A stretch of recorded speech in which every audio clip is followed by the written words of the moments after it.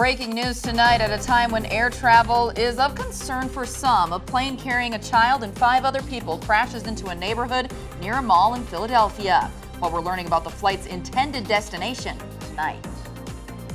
And as we're looking ahead to the weekend forecast, we are tracking changes because we got snow back in the picture here for tomorrow. We'll talk about that in your full weekend forecast coming up. That are luckily willing to drop everything, leave their businesses, and respond when people call in for help. So we're very fortunate to have those people here in town.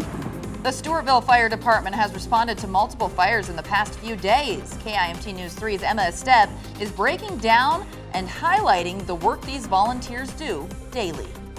Live from KIMT News 3, we've got you covered. This is KIMT News 3 at 10. Good evening, happy Friday to everyone. Thanks for joining us for KIMT News 3 at 10 o'clock. I'm Cami Raisler. And we begin tonight with some national breaking news. This out of Philadelphia. We're learning a child was on board a small plane that crashed on the northeast side of the city and set multiple homes on fire earlier tonight. We have some video of what happened here. Investigators say a child patient, her mother, and 4 other people were on board the medical transport jet. You can see it crashing and sparking a fire right there. A spokesperson for the ambulance service says all 6 were from Mexico. The child was flying home after being treated in Philadelphia for a life-threatening condition. It's unclear at this time if they were ejected or were able to escape. The crash happened in a neighborhood of row homes less than 3 miles from Northeast Philadelphia Airport near a shopping mall. Police say there are some injuries being reported near the crash site.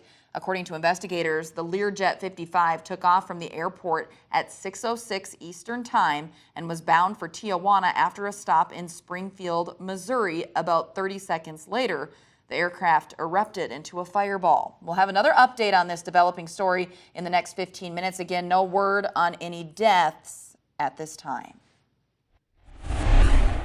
And turning now to Washington, D.C., where the National Transportation and Safety Board says it has a high level of confidence it can get data from black boxes from both aircraft involved in a crash that killed 67 people on Wednesday night. Currently, remains of 41 victims have been recovered. According to D.C.'s fire chief, 28 have been positively identified. The chief says crews expect to recover all of the bodies in the coming days. Although Reagan National Airport has reopened, around 100 flights were canceled today. Investigators say they have recovered the cockpit voice recorder and flight data recorder from the American Airlines jet. The Army helicopter's data is stored in a single black box, which NTSB says appears to be undamaged. Now in Iowa, one group continuing to mourn is the Central Iowa figure skating community as they reflect on the aspiring skaters who lost their lives on that plane. They had dreams of things that they wanted to do and they didn't get to do that. Figure skaters are resilient. We'll just keep going, we'll keep working, we'll keep on skating. The NTSB says it hopes to have a preliminary report ready within 30 days. Navy barges are en route to the crash site to assist with removal of the plane fuselage. Crews are expected to arrive tomorrow morning.